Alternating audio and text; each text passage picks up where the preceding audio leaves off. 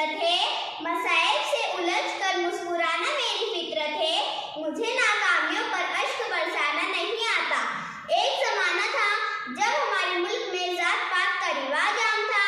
बहुत से लोग दलितों को कमतर समझते थे, उन्हें कुओं, झीलों और तालाबों से पानी लेने की इजाजत भी नहीं थी। महार का चौधार तालाब भी उनमें से एक था। आखिर एक दिन लोग इस नाइंसाफी के खिलाफ उठ खड़े हुए और चौधार तालाब के किनारे पहुंच गए। उनके लीडर नौजवान भीमराव अंबेडकर थे।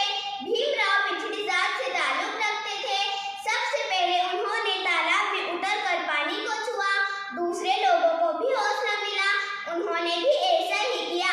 इस तरह तालाब का पानी सब लोगों के लिए आम हो गया। डॉक्टर बाबा साहेब अम्बेडकर का असल नाम भीमराव सकपाल था।